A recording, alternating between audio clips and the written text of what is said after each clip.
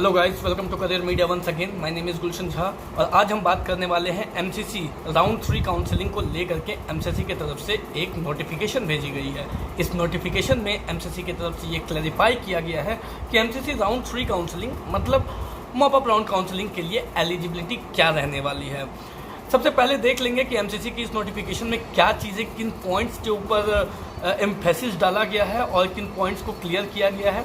इसके बाद देखेंगे कि डीएनबी में टोटल 12 न्यू सीट्स ऐड हुई है 16 जून 2020 के बाद। तो इन 12 सीट्स, ये जो 12 सीट्स एडिशनल ऐड हुई है वो कौन कौन से हॉस्पिटल्स में ऐड हुई है और कितनी कितनी सीटें कौन कौन से ब्रांचेस की ऐड हुई हैं, ये भी देख लेंगे। तो पहले बात करते हैं एमसीसी की राउंड 3 काउंसलिंग को लेकर के, मॉप अप राउंड काउंसलिंग को लेकर के एमसीसी की तरफ से जो नोटिफिकेशन भेजी गई है।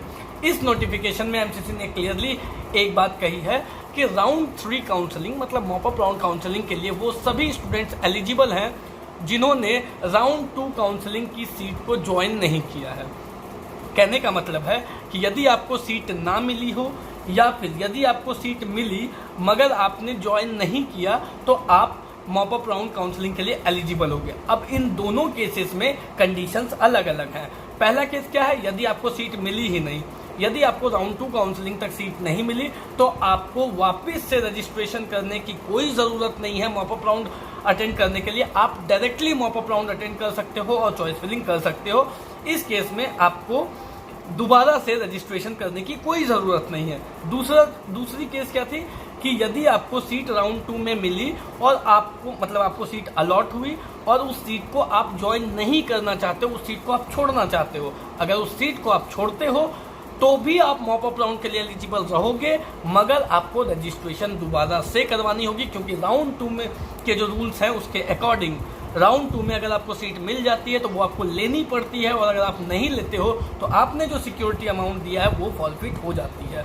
तो वो फॉरफिट हो जाएगी मगर स्टिल अगर आप चाहते हो मॉप अप राउंड काउंसलिंग को अटेंड करना तो आपको दोबारा से रजिस्ट्रेशन कराना होगा और आप दोबारा से रजिस्ट्रेशन करा करके मॉप अप राउंड काउंसलिंग में एलिजिबल हो सकते हो। अब इन क्वेरीज को लेकर के मैंने लास्ट वीडियो में एक बात आपसे कही थी कि स्टूडेंट्स हैं जिन्हें सीट राउंड 2 में मिली, कुछ स्टूडेंट्स हैं जिन्हें राउंड 2 में सीट मिली, उन्होंने एमसीसी को कॉल किया तो एमसीसी के जो फ़ोन पिक करते हैं, जो कॉल का रिस्पॉन्ड करते हैं, जो कॉल पे रिप्लाई करते हैं, उनके तरफ से जो रिस्पॉन्स आया था वो गलत आया था, वो रिस्पॉन्स गलत आया था। और अब जब ये नोटिफिकेशन आई तो ये जो नोटिफिकेशन आई, इस नोटिफिकेशन में ये क्लियर हो जाती है कि वैसे सभी स्टूडेंट जिन्हें राउंड 2 में सीट मिली वो अगर उस सीट को ज्वाइन नहीं करते हैं तो वो राउंड 3 के लिए एलिजिबल होंगे। अब एक और क्वेश्चन, जो एक और बात है कि राउंड 1 में जिसे सीट मिली उन्होंने उस पर ऑनलाइन रिपोर्टिंग की, राउंड 2 में अपग्रेडेशन के लिए गए और उनकी सीट रिटेन्ड हो गई, वो स्टूडेंट एलिजिबल होंगे या नहीं होंगे। अगर राउंड 1 में जिन स्टूडेंट को सीट मिली वो राउंड 2 में अपग्रेडेशन के लिए गए और राउंड 1 की रिपोर्टिंग के टाइम में उन्होंने ऑनलाइन रिपोर्टिंग कर ली, 1 साल की फीस जमा कर दी या फिर 1 साल नहीं तो 50% 60% जो भी जमा करनी है वो उन्होंने जमा की, राउंड 2 में उनकी सीट रिटेन्ड हो गई, 20 तारीख तक उन्हें उस सीट को छोड़ना था यदि वो फॉल फीचर को बचाना चाहते थे, यदि वो अपनी जो उन्होंने फीस जमा की है उससे वो बचाना चाहते थे तो उन्हें 20 तारीख तक ही उस सीट को रिज़ाइन करनी थी। मगर क्योंकि अब 20 तारीख के बाद हो चुकी है, 20 तारीख के बाद यदि वो स्टूडेंट्स छोड़ना चाहते हैं तो क्या रूल्स है, इसे लेकर के एमसीसी ने अभी तक क्लैरिफाई नहीं किया है। मगर अकॉर्डिंग टू मी मुझे लगता है कि वैसे सभी स्टूडेंट जिनकी सीट रिटेन्ड हुई और 20 तारीख के बाद, 20 जून 2020 के बाद यदि वो छोड़ना चाहते हैं तो वो स्टूडेंट भी छोड़ सकते हैं और आगे की काउंसलिंग के लिए वो स्टूडेंट भी एलिजिबल होंगे, क्योंकि उन्होंने अभी तक फिजिकल ज्वाइनिंग नहीं की है और उन्होंने अभी तक अपने जो डॉक्यूमेंट्स हैं वो कॉलेजेस में जमा नहीं किए हैं। इस केस में क्या होगा कि आपने जो ट्यूशन फीस जमा की है वो फॉरफिट हो जाएगी, मगर स्टिल अगर इसके बावजूद आप मॉप अप राउंड या किसी और स्टेट की काउंसलिंग में को अटेंड करना चाहते हो तो आप अटेंड कर सकते हो। एक बार फिर से दोहरा देता हूँ, इसे लेकर के एमसीसी की तरफ से कोई नोटिफिकेशन नहीं आई है, ये करियर मीडिया की अपनी राय है, तो इसे आप एक बार कंफर्म ज़रूर कर लें। लास्ट वाली वीडियो को जब आप उठा करके देखोगे तो उसमें आपने देखा होगा कि जब स्टूडेंट्स की तरफ से एमसीसी को कॉल किया जाता है तो जो भी वहाँ पे पर्सन होते हैं जो कॉल को पिक करते हैं और स्टूडेंट्स के क्वेश्चंस को, क्वेरीज को क्लियर करने के लिए रिस्पॉन्ड करते हैं, उनके रिस्पॉन्सेज एमसीसी के रूल्स से मैच नहीं कर रहे हैं, जिसको मैंने पॉइंट आउट किया था लास्ट वीडियो में।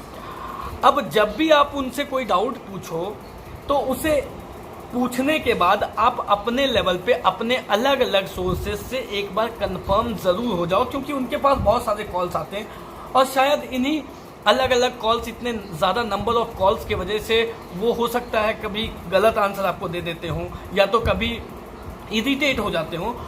तो जब भी आप कोई अपने डाउट्स को अपने क्वेरीज को एमसीसी को कॉल करके पूछते हो तो उन क्वेरीज को एक बार अपने अलग अलग सोर्सेज से, बहुत सारे काउंसलर्स हैं उनसे आप पूछ सकते हो, या तो फिर उसे आप हैंडबुक में जो रूल्स दिए गए हैं, रेगुलेशंस दिए गए हैं, उसे आप मैच करके देख सकते हो कि जो रिस्पॉन्सेज आपको दिए गए हैं वो हैंडबुक के रूल्स एंड रेगुलेशन से मैच कर रहे हैं या नहीं कर रहे हैं। एट द सेम टाइम आप किसी और काउंसलर से भी पूछ सकते हो कि ऐसा है या नहीं है। ठीक है, ये बात हो गई। अब आते हैं एमसीसी की राउंड 3 काउंसलिंग की बाकी अपडेट्स पे आते हैं। तो ये हमने बात की मॉपअप राउंड के लिए कौन कौन एलिजिबल है और कौन कौन एलिजिबल नहीं है। इसके बाद आते हैं डीएनबी पे। डीएनबी की अगर बात करें तो डीएनबी में 16 जून 2020 से पहले टोटल सीटें जो डीएनबी के लिए वैकेंट सीट्स थी वो थी 2816।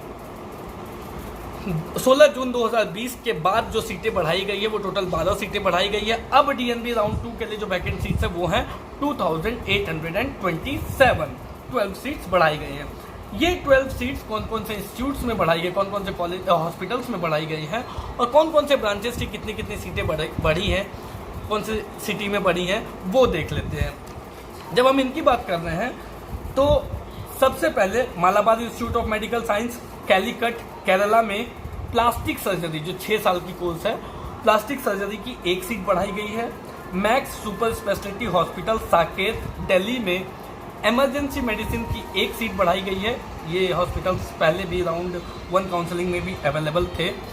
माता छनन देवी हॉस्पिटल चनकपुरी दिल्ली में टोटल 6 सीटें बढ़ाई गई है, 2 एनेस्थीसिया की, 2 पीडिया की और 2 ओबीजी की।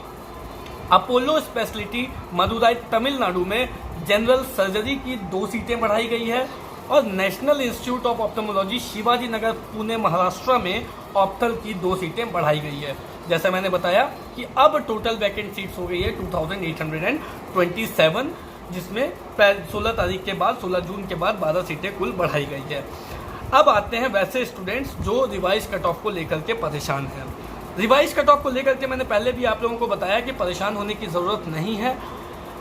360 मार्क्स, 361 मार्क्स, 340 मार्क्स, 335 मार्क्स या 330 मार्क्स वाले स्टूडेंट्स के रेगुलर कॉल्स मेरे पास आ रहे हैं। रिवाइज कट ऑफ जैसा मैंने आपको बताया, पहले भी बताया, एक बार फिर से बता देता हूँ कि रिवाइज कट ऑफ आएंगी, आने में कुछ समय लग सकता है क्योंकि इस बार की काउंसलिंग एक्सपेक्टेड वे में नहीं चल रही है, अनएक्सपेक्टेड वे में चल रही है। इस साल की जो काउंसलिंग है उसमें जो सबसे ज़्यादा खास बात है वो ये है कि वो पोस्टपोन्ड हो रही है। पोस्टपोन्ड हो रही है मतलब काउंसलिंग की डेट्स पोस्टपोन्ड हो रही है, काउंसलिंग आगे बढ़ रही है। उसी तरीके से अभी फ़िलहाल ये नहीं बताया जा सकता कि रिवाइज कट ऑफ को लेकर के एग्जैक्टली कौन सी डेट को रिवाइज कट ऑफ आएगी। मोस्ट प्रोबेबली 15 से 20 जुलाई के बीच रिवाइज कट ऑफ आनी चाहिए। तब तक स्टेट्स की राउंड 2 काउंसलिंग भी खत्म हो चुकी होगी और डीएनबी की रिपोर्टिंग भी खत्म हो चुकी होगी राउंड 2 के लिए। तो मोस्ट प्रोबेबली तब रिवाइज कट ऑफ आएगी। एक और बात, रिवाइज कट ऑफ आने के बाद स्टूडेंट्स की एक और क्वेरी है कि क्या वो डीएनबी के लिए अप्लाई कर पाएंगे, एलिजिबल होंगे? जी नहीं। डीएनबी की रजिस्ट्रेशन पोर्टल को सिर्फ एक ही बार ओपन किया गया था, वो किया गया था स्टार्टिंग में, वो किया जाता है राउंड 1 काउंसलिंग के टाइम में ही डीएनबी के लिए। तो ये अब जो है फिलहाल आप लोग डीएनबी के लिए एलिजिबल नहीं होंगे जब तक कोई और रूल चेंज नहीं हो जाती है। तीसरी बात क्या है कि अगर रिवाइज कट ऑफ आती है तो कितने मार्क्स कम हो सकते हैं। मैंने पहले भी बताया कि 50, 55, 60 मार्क्स के आसपास कम होने के चांसेस हैं। रीज़न क्या है कि अभी फ़िलहाल प्राइवेट और डीम्ड में बहुत सारी सीटें खाली है। इन बहुत सारी सीट्स को खाली रहने ये बहुत सारी सीट्स खाली रहना एक बड़ी बात नहीं है। बड़ी बात है कि अभी हम सब को डॉक्टर्स की बहुत ज़्यादा ज़रूरत है। ये कोविड-19 की जो सिचुएशन अराइज हुई है, इसमें डॉक्टर्स की बहुत ज़्यादा ज़रूरत है। तो डॉक्टर्स की डिमांड बहुत ज़्यादा होनी और सीटों का इतना ज़्यादा खाली रहना, लास्ट ईयर भी देखा था हमने 5000 सीट्स अप्रॉक्सीमेटली खाली रह गए थे, और इस बार तो और ज़्यादा सीट्स खाली रहने के चांसेस हैं।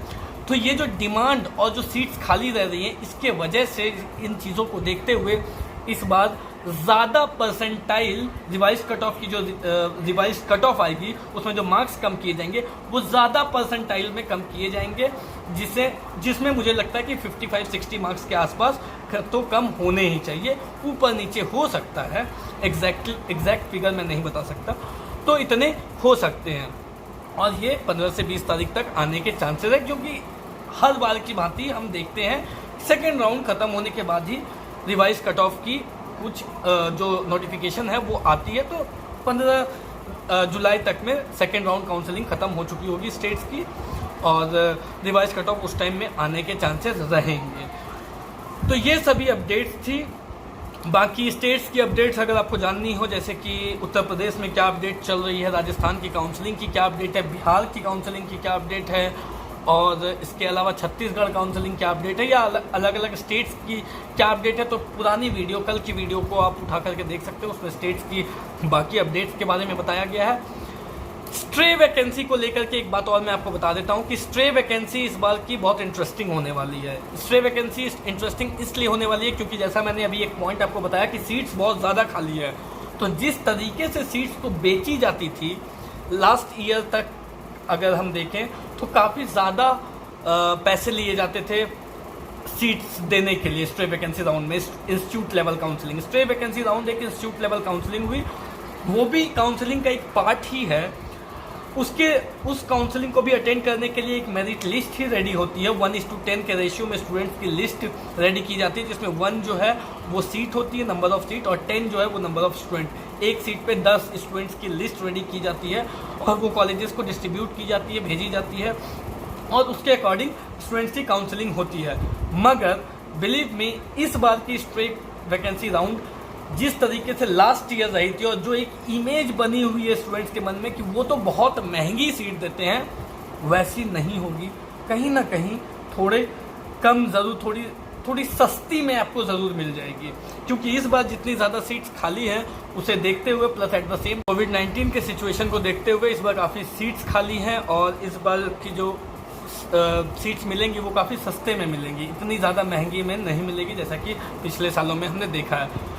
तो स्ट्रे वैकेंसी या मॉपअप राउंड को लेकर के या फिर डीएनबी की आगे काउंसलिंग की स्ट्रैटेजीज को लेकर के आपको कोई डाउट हो, कोई क्वेरी हो, तो हमें कमेंट बॉक्स में पोस्ट कीजिए या फिर दिए गए नंबर पे कॉल कर सकते हैं। यदि आपको पेड सर्विसेज चाहिए तो आप पेड सर्विसेज के लिए भी दिए गए नंबर पे कॉल कर सकते हैं, जिसमें हम आपके साथ स्ट्रे वैकेंसी राउंड तक बने रहेंगे, और किस कॉलेज में कितनी सीटें खाली है, किस कॉलेज में आपको जाना चाहिए, किस कॉलेज में आपको अच्छी सीट मिल सकती है, इसे लेकर के पूरी लास्ट तक आपके साथ बने रहेंगे और आपको प्रॉपर गाइडेंस प्रोवाइड करेंगे। इसके लिए आप हमारी पेड सर्विसेज ले सकते हैं, जिसके लिए नंबर स्क्रीन पर दिया गया है। Thank you so much.